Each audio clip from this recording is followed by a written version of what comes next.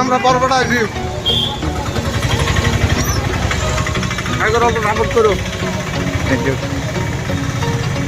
সুমন ভাই কিছু কন? হ্যাঁ ভাই আমি কি কমো